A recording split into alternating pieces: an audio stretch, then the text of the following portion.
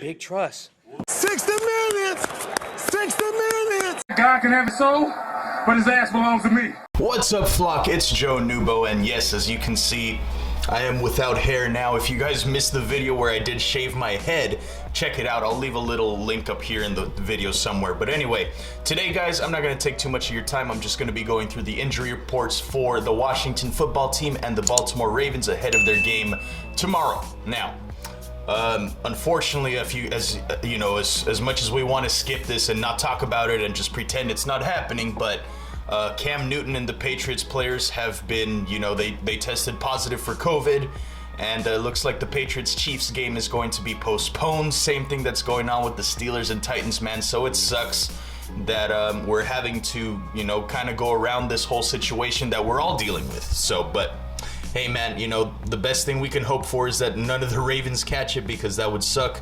And just hope that they figure their shit out, man. Plain and simple. Let's try to figure our shit out before we continue here. Anyway, let's move on to the injury report. We're going to start off with the Washington football team here. So for Washington, they have defensive end Ryan Anderson, who looks like he's listed as questionable. I would expect him to play, as he did fully participate in practice on both Thursday and Friday.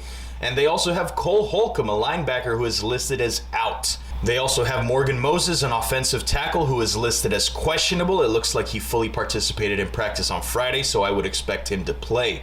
They also have two players confirmed out, which are Steven Sims Jr. and Chase Young, the hot rookie defensive end there. So lucky for us, Chase Young isn't playing this game, because I would feel a lot more worried about this team if Chase Young was on the field, but luckily it looks like he's out. You also have Terry McLaurin listed as questionable. He did participate in practice on Thursday, even though it was limited, so I probably am expecting him to play, but we'll see. That seems a little questionable, pun intended. They have Kevin Pierre-Louis, a linebacker, listed as questionable. Didn't participate at all this week, so I'm not sure if he's going to play. And then Bryce Love is listed on IR.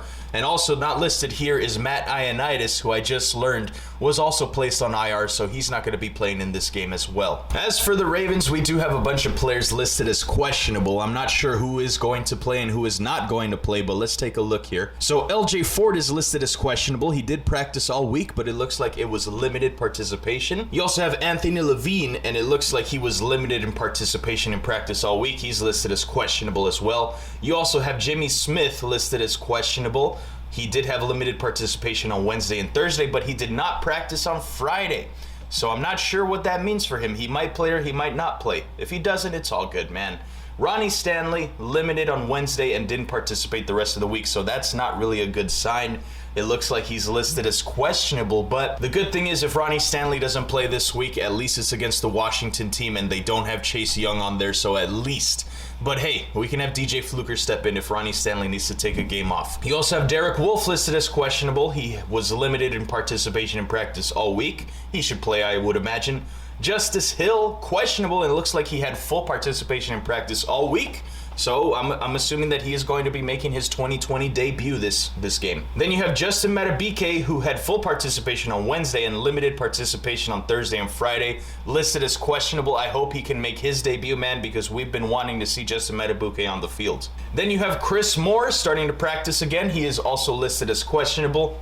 If he plays, he plays. If not, it's all good. It doesn't really make a difference. And then aside from that, you have Brandon Williams, who did have practice on Friday. No game status there, so he's most likely going to play. And then Pernell McPhee did not participate, but it's kind of been like this for the past couple weeks, and then Pernell McPhee ends up playing, so I would imagine that that's going to be the case here. All right, guys, that's going to go ahead and do it. Like I said, I didn't want to keep you guys too long. Let me know your thoughts down in the comments below. Let me know how you're feeling about this game. Are you expecting a blowout like most people are? I am, man. I just, I kind of had a bad dream, which was funny, that we lost to the Washington football team 16-8, I believe the score was, and then actually John Harbaugh would get fired right after that happened. Now, this was in my dream, not saying that it's actually going to happen, but yeah, I imagine that the Ravens are going to come out focused, man. I think that they're going to come out after that Monday night loss, and they're going to be, they're going to take some self-inventory and really go out there and ball out is what I would expect. So thank you guys so much for watching. I'm going to go ahead and get out of here. Please leave a like on the video, share this with your friends, leave a comment down below, subscribe to the channel if you haven't already, and I will see you in the next one. Later.